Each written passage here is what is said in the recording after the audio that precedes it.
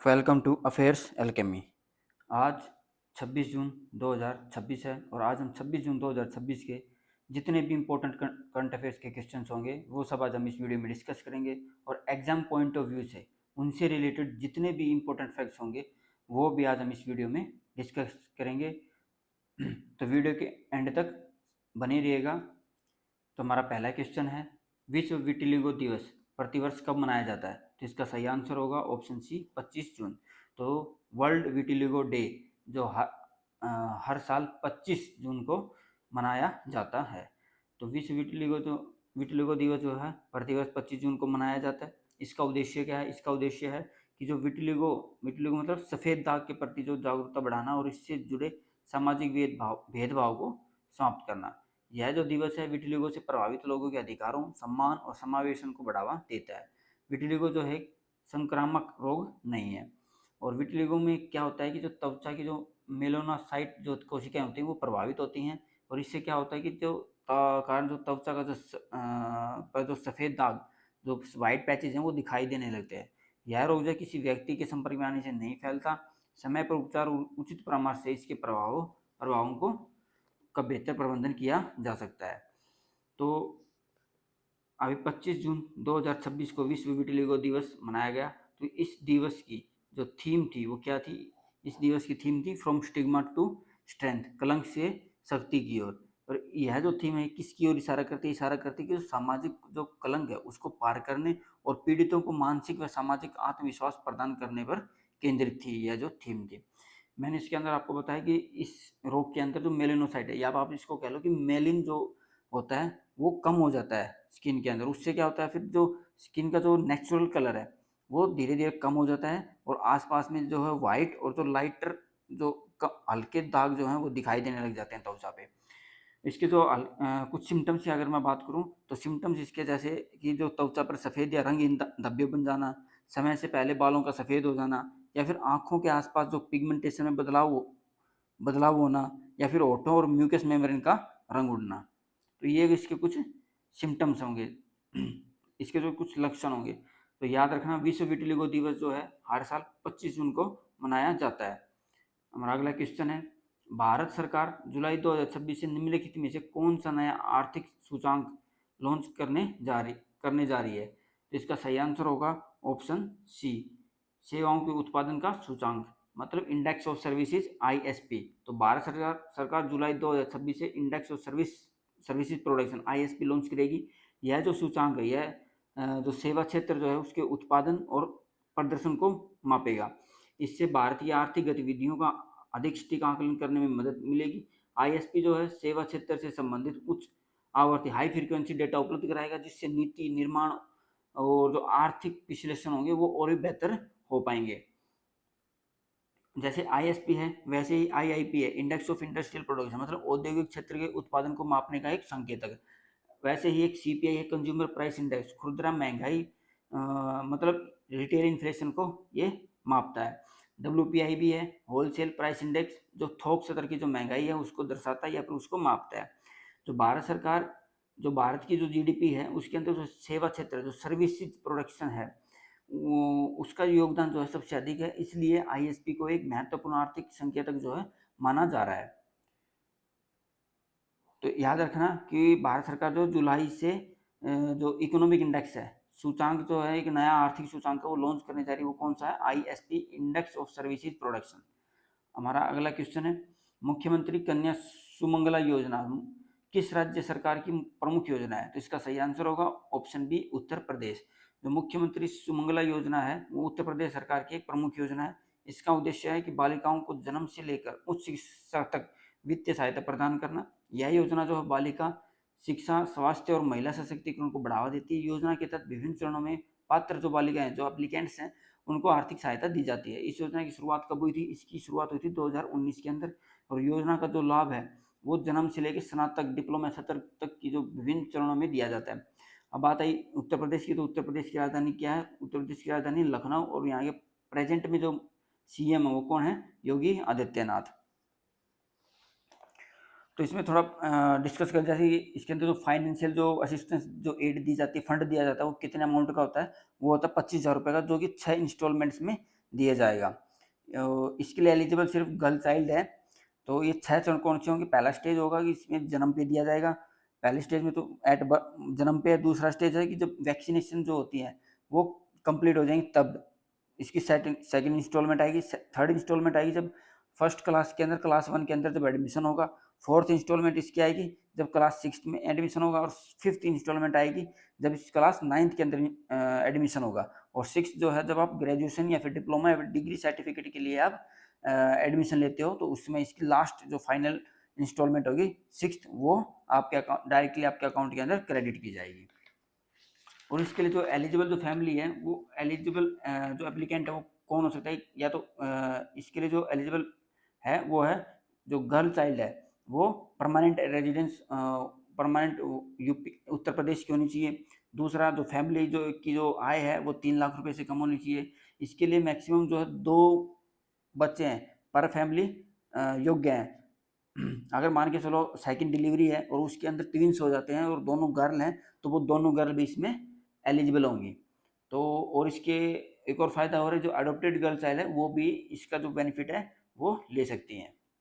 तो याद रखना, जो मुख्यमंत्री कन्या सुमंगला योजना है वो उत्तर प्रदेश सरकार की मुख्य योजना, प्रमुख योजनाओं में है। हमारा अगला क्वेश्चन है, ग्रीन ऑस्कर के नाम से प्रसिद्ध वेटले अवार्ड 2026 से सम्मानित होने वाली भारतीय महिलाएं कौन है? तो इसका सही आंसर होगा ऑप्शन बी, परवीन शेख एवं डॉक्टर बरखा सुब्बा। तो परवीन शेख और डॉक्टर बरखा सुब्बा को विटले अवार्ड 2026 से सम्मानित किया गया। विटले अवार्ड्स को ग्रीन ऑस्कर्स के नाम से भी जाना जाता है। यह पुरस्कार जो है पर्यावरण संरक्षण और वन्य जीव संरक्षण के क्षेत्र में उत्कृष्ट योगदान के लिए दिया जाता है। यह सम्मान जो भारतीय महिलाओं के पर्यावरण संरक्षण में बढ़ते योगदान को दर्शाता है। विटले अवार्ड्स का आयोजन कौन करता है? इसका आयोजन करता है विटले फंड फॉर नेचर। और इसकी शुरुआत कब हुई थी? इसकी शुरुआत हुई थी 1994 के अंदर, 1994 में। इसे पर्यावरण क्षेत्र का ग्रीन ऑस्कर्स कहा जाता है। यह जो जमीनी स्तर पर जो संरक्षण करता है, जो कार्य करने वाले संरक्षणवादियों को यह दिया जाता है। और इसका जो मुख्यालय है वो कहाँ स्थित है? इसका मुख्यालय स्थित है लंदन के अंदर। और ये जो विटले अवार्ड है, इसके अंदर जो एक अवार्ड अमाउंट मनी दिया जाता है, अवार्ड मनी दिया जाता है, वो कितना होता है? वो होता है 50,000 पाउंड। इंडियन करेंसी के अंदर हम बात करें तो ये होता है 62 लाख। एट प्रेजेंट की बात करें तो ये होता है 62,38,370 रुपए। हमारा अगला क्वेश्चन है, आरबीआई द्वारा जारी डिजिटल फ्रॉड कंपनसेशन फ्रेमवर्क के तहत पात्र डिजिटल धोखाधड़ी पीड़ितों को अधिकतम कितनी क्षतिपूर्ति प्रदान की जाएगी? तो इसका सही आंसर होगा ऑप्शन सी, 25,000 रुपए।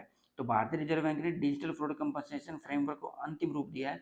इसके तहत जो पात्र डिजिटल धोखाधड़ी पीड़ितों को अधिकतम 25,000 तक की क्षतिपूर्ति दी जाएगी। इस व्यवस्था का उद्देश्य डिजिटल भुगतान प्रणाली में ग्राहकों का विश्वास बढ़ाना और उपभोक्ता संरक्षण को मजबूत करना है। क्षतिपूर्ति निर्धारित पात्रता और समय पर शिकायत दर्ज कराने की शर्तों के अधीन होगी। रिजर्व बैंक अब आप अगर आपके साथ कोई भी डिजिटल फ्रॉड होता है तो आप उसकी स्थिति में जो ग्राहक है वो तुरंत बैंक या फिर राष्ट्रीय साइबर हेल्पलाइन जो 1930 पर शिकायत दर्ज करनी चाहिए। वो उसी के ऊपर करेगा। मतलब इसमें जो समय पर शिकायत दर्ज करेंगे, अगर आप लेट कर रहे हैं तो आप हो सकता है उसके लिए एलिजिबल ना हो।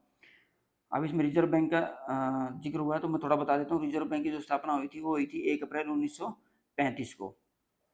और जो आरबीआई का जो मुख्यालय है वो कहाँ स्थित है? वो स्थित है मुंबई में। और आरबीआई जो है भारत में बैंकिंग और डिजिटल भुगतान प्रणाली का प्रमुख नियामक है।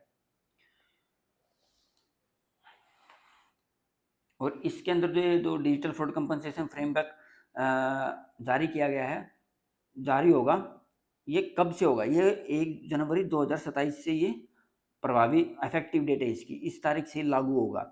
और इसके अंदर कस्टमर जो लॉसेज होंगे वो कम कितने का लॉस कवरअप है? इसके अंदर अप टू 50,000 रुपये तक का जो लॉस है वो ही इसके अंदर कंपनसेशन के अंदर कवरअप किया जाएगा। अगर आपको 50,000 रुपये का लॉस होता है तो आपको मैक्सिमम जो है 25,000 रुपये तक ही आपको इसका कंपनसेशन मिलेगा। और इसके अंदर जो है कोई मतलब जो इलेक्ट्रॉनिक जो फ्रॉड्स हैं उस वही इसके अंदर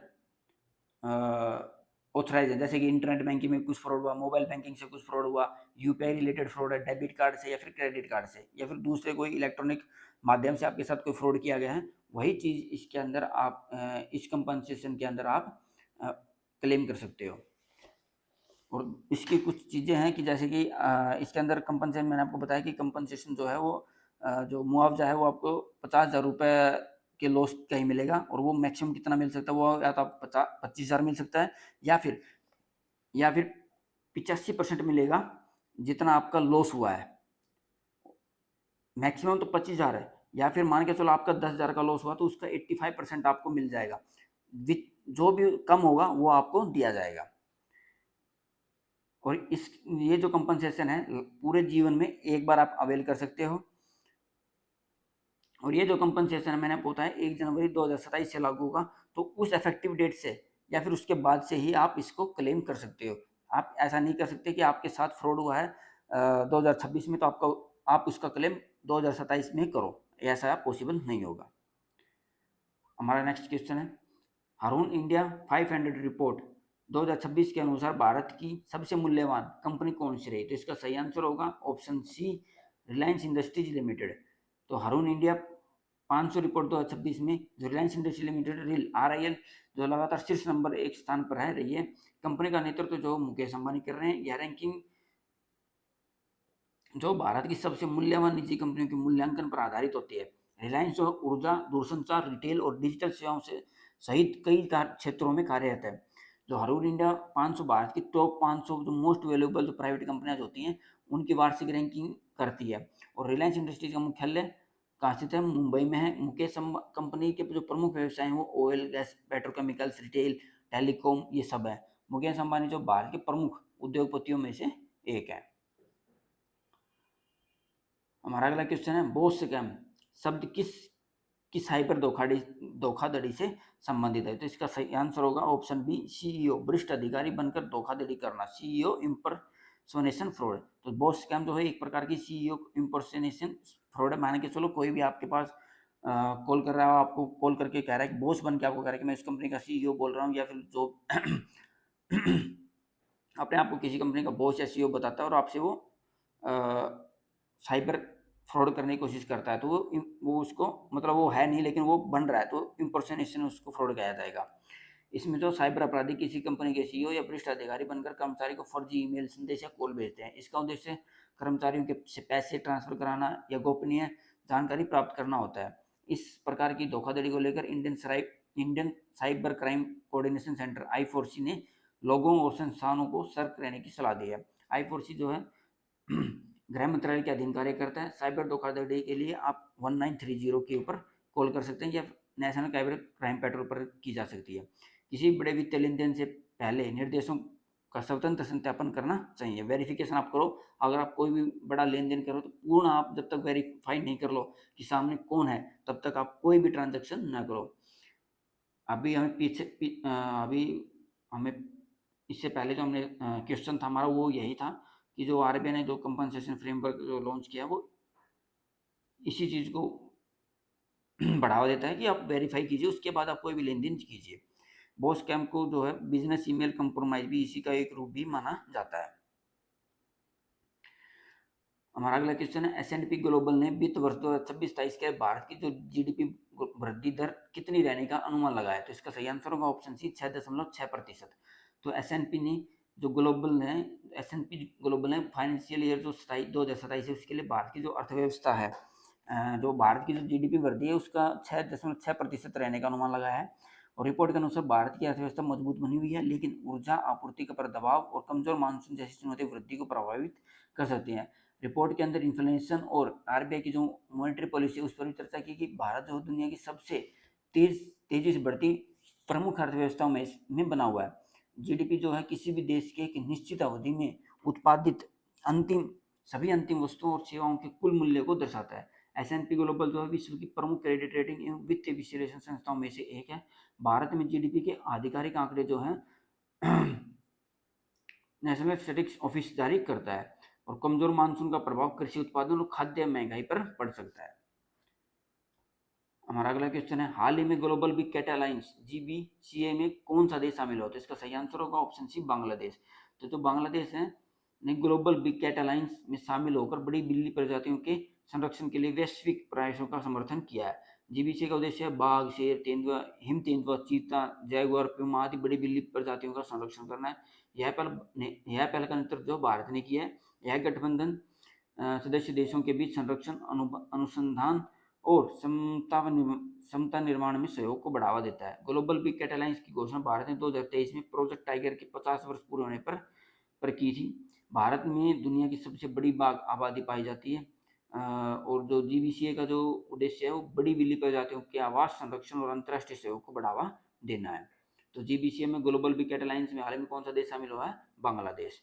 नेक्स्ट क्वेश्चन हमारा, भारत ने वित्त वर्ष 2035-36 तक पंप स्टोरेज हाइड्रो पावर की कितनी क्षमता विकसित करने का लक्ष्य बनाया? तो इसका सही आंसर होगा ऑप्शन सी, 100 गीगावाट। तो भारत ने फाइनेंशियल ईयर 2035 तक 100 गीगावाट पंप्ड स्टोरेज कैपेसिटी विकसित करने का लक्ष्य रखा है। पंप्ड स्टोरेज हाइड्रो पावर का जो उपयोग है अतिरिक्त बिजली को संग्रहित मतलब स्टोर करने और आवश्यकता पड़ने पर पुनः उपयोग करने के लिए किया जाता है। यह परियोजना जो है सौर और पवन जैसी जो विंड एनर्जी है नवीकरणीय ऊर्जाओं के बेहतर एकीकरण में मदद करेगी। इससे जो है ग्रिड की क्षमता और ऊर्जा सुरक्षा मजबूत होगी।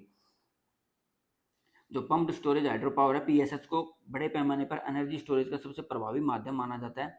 इसमें कम मांग के समय पानी को ऊपरी जलाशय में पंप किया जाता है और अधिक मांग के समय उसी पानी से बिजली उत्पन्न की जाती है। भारत ने 2030 तक 500 गीगावाट जैव जीवाश्म नॉन फॉसिल फ्यूल विद्युत क्षमता का लक्ष्य भी निर्धारित किया है। पंप स्टोरेज जो परियोजनाएं हैं वो सौर और पवन ऊर्जा की जो इंटरमिटेंसी है उसको संतुलित करने में भी भूमिका निभाती हैं। ओके फ्रेंड्स, आज के लिए इतना ही। वीडियो को लाइक और शेयर जरूर कीजिएगा और कमेंट करके जरूर बताइएगा कि आपको ये वीडियो कैसी लगी। और आगे ऐसे ही करंट अफेयर्स पे इंपॉर्टेंट क्वेश्चंस के लिए मेरे चैनल को सब्सक्राइब कीजिएगा। Thank you. जय हिंद, जय भारत।